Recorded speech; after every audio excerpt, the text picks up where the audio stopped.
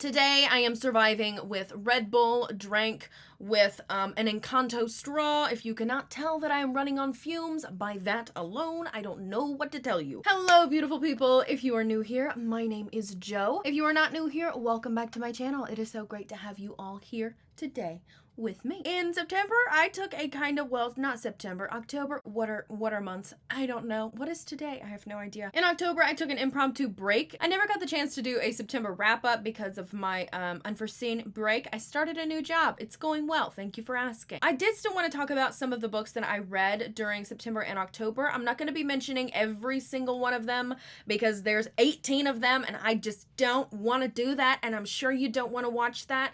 But if you're interested in my ratings for all 18 of the books that I read in September and October, my Goodreads is always linked down below in the description. So the first book that I want to talk about today is Zodiac Academy Shadow Princess. This is book number 4 in the Zodiac Academy series by Caroline Peckham and Suzanne Valenti. That was a mouthful.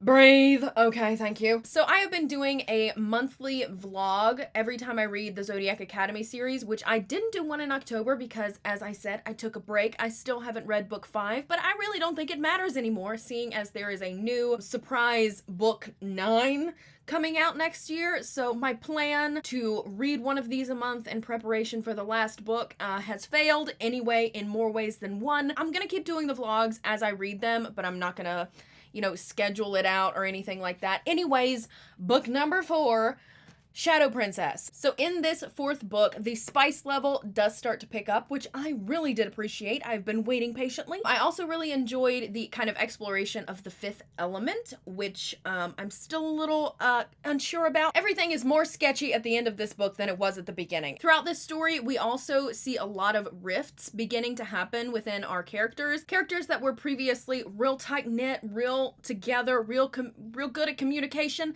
They're not really in this book. They're starting to kind of separate a little bit, and I found that to be very interesting. There was a little bit of lack of communication within this book that caused some of the said rifts, but I was okay with it, and I think it kind of went along with the story and it went along with the characters. It wasn't just useless lack of communication for the sake of lack of communication. How many times can I say that word? One of the other things that I noticed within this book is that this is the first book in the series that I really feel like Tori and Darcy's personalities shine individual of each other. Within the first 3 books, there were some slight differences in their personalities, but all in all, they kind of felt really, really similar to me. In this book, I feel like Tori and Darcy's personalities and characters overall are completely different, and I really appreciated that. I found it really interesting. There was also a cute little Christmas special, which I really liked. I thought it was a lot of fun. But all in all, I gave this one a 4.5 out of 5 stars. This one is my favorite, my current favorite in the series so far, and I'm excited to continue on. Since we last spoke about the SJM along,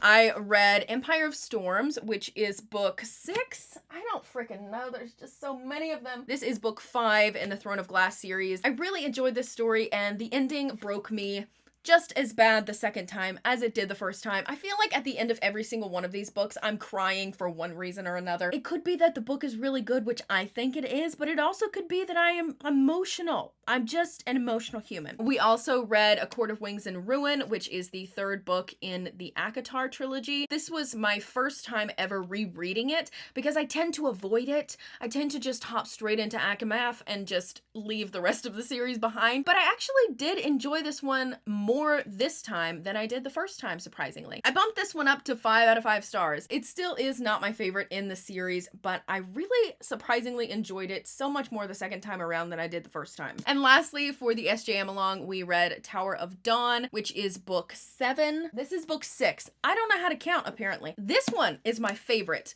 of the series, like hands down. And I think it's so funny because most people don't want to read this book whenever they are getting into the series. I didn't want to read it either. I didn't want to read it the first time, but this is my favorite in the series. Irene, I don't know how to pronounce her name. I'm not good with names, but her and Kale, their whole relationship, just Irene in general, the different revelations that we have, Nezrin, oh my gosh, the Rooks, literally to die for. I cannot get enough. This one is the best. This one's the best, and I love it so much. Thank you. Did I say that I gave that one 5 out of 5 stars? It's probably obvious. Anyways, next we have Bright Like Wildfire by Juliet Cross. Juliet Cross is an author that I talk about regularly on the channel. She wrote one of my favorite series of this year, the Stay a Spell series, which I have back there. This is her not newest release anymore because Resting Witch Face came out, and I have not read that yet. This is a contemporary enemies to lovers community theater romance, which is freaking amazing. I was a theater kid in high school. I absolutely loved theater, and throughout this book there are so many references to different musicals and different plays and different shows that I absolutely love so much. My little musical theater heart was just so happy. This is following our main leading lady, Betty Mooten.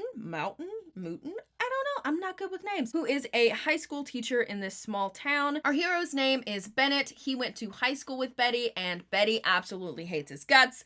Bennett is kind of like the stereotypical rich boy kind of, or that's how he seems on the surface, but he really does like theater. So when a new play is scheduled, both Bennett and Betty audition for this play, and they end up getting the 2 leading roles. With this situation, there is forced proximity, there is obviously enemies to lovers, and in my opinion, it's a grumpy sunshine. It's a grumpy sunshine where the heroine is the grump, and I absolutely freaking loved it. It's one of my favorites that I've read by Juliet Cross, which is saying like literally nothing because all of her books are my favorites. But I gave this one a 4.5 out of 5 stars. Next, we have these 2 honkers. We have A Soul to Keep and A Soul to Heal, both by Opal Rain. These are the first 2 books in the Duskwalker Brides series. I absolutely love this. They're absolutely huge, and I absolutely loved every freaking second of it. I talked about these as well in my monster romance recommendations video, but we're gonna talk about them again here because I think they're fantastic, and I can't wait till the 3rd book comes out. So this series is set in a world where demons exist, and most of the time they only come around at night. So humans who are trying to survive these demons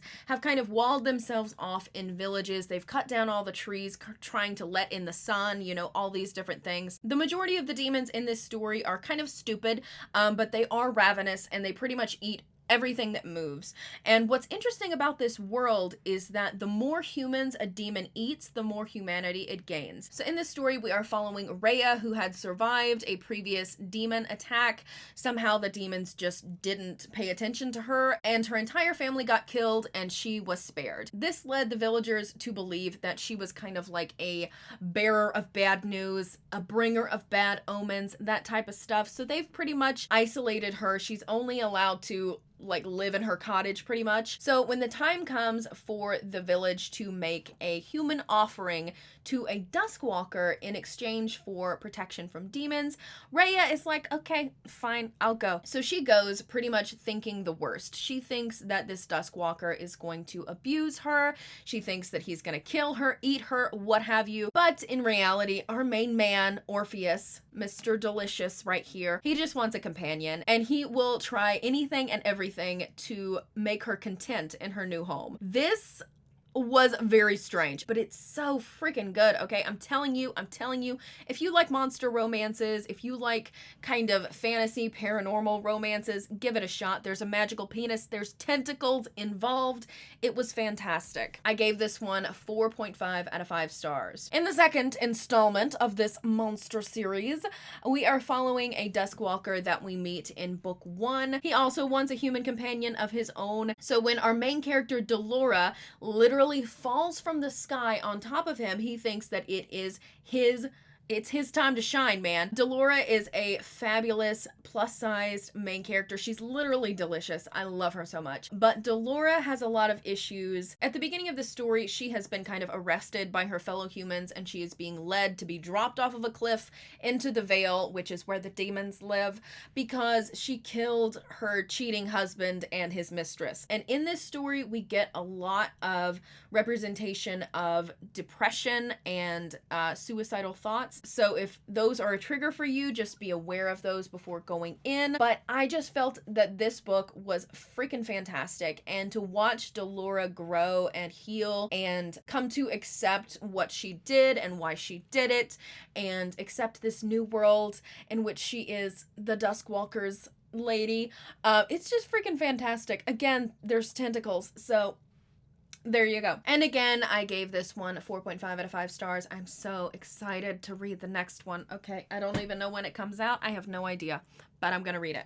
It's gonna be great. Okay, I'm sorry if the angle changed. I had to take a little breaky break. Okay, we have 2 books that I narrated. So we have Charlie's Secret and Sam's Truth by C.L. Heckman. I narrated these in September, I think, October. I don't remember. Time is a difficult thing. This is currently a duology, and it's inspired by a true story. It's inspired by the life of the author. These books are not for the faint of heart. I cried at the end of each story. I haven't even told you what they're about. In this duology, we are following our main character, Sam.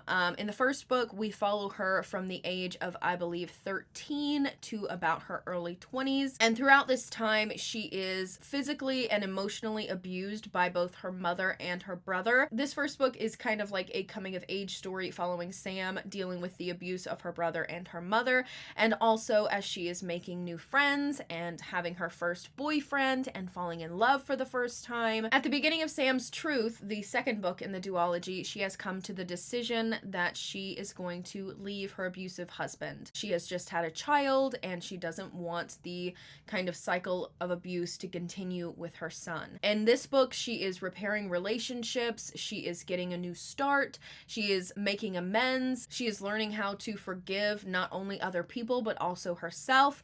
I absolutely love these books. Like I said, they are very heart-wrenching, but they're also heartwarming and so full of hope, and they're just beautiful stories. They were an absolute joy for me to narrate, and I am so blessed to have had that opportunity. So if you're looking for a good cry and also some hope, definitely check those out. I gave them both 4 out of 5 stars. Next, we have Sea of Ruin by Pam Godwin. This was on my 5-star predictions list that I made a couple months ago. This is a pirate romance. A pirate romance. A pirate romance with a throuple in it.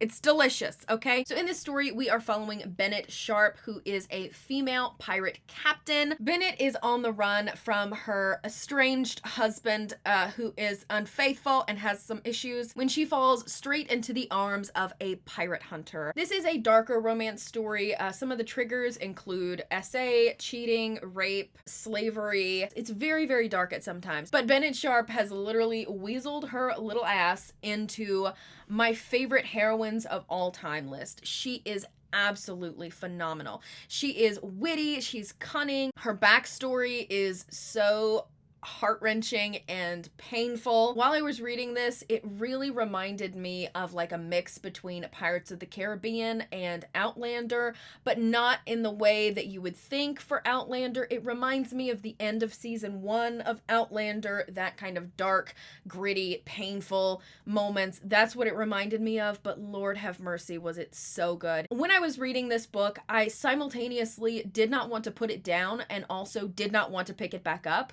I was savoring every moment of this book, and it was fantastic. And last, but certainly not least, of the books that I want to mention that I read in September and October, we have Love on the Brain by Ali Hazelwood. I previously read The Love Hypothesis by Ali Hazelwood, and I was very hesitant to go into it because it is so hyped, but I loved it so much that I picked up this one as well. In this story, we are following Bee, who is a neuroscientist, I believe. She's a neuroscientist? She's a neuroscientist, yes. I think. I can't remember. She's some sort of science. And she has just received the opportunity of a lifetime to work with NASA in the development of this kind of like helmet thing that's supposed to help the brain waves of astronauts in space. But when she gets there, she realizes that the lead of engineering for the program, who she is going to be working very closely with, is a man named Levi, who she believes absolutely hated her when they were in grad school. And chaos ensues, as it does. These books are the perfect combination of like a workplace romance and a academic romance. There's quite a bit of scientific jargon, but I am not a science person, yet I can understand it, so I'm sure literally everybody else can too. There's just something about like a research type of setting. You know, it's obvious forced proximity because they're forced to work together. It's just delicious. Levi is delectable. Bee is very quirky, and it's so yummy. It's kind of enemies to lovers, but with a twist. It's workplace workplace. There's a you've got mail situation. It was a lot of fun. And I absolutely loved it. I gave this one 4 out of 5 stars. So those are some of the books that I read in September and October. If you have not already, make sure to like and subscribe so that you don't miss any more future bookish content from me. I hope that you do. But that's all I have for you guys today. I hope you guys enjoyed this video, and I will see you guys next time.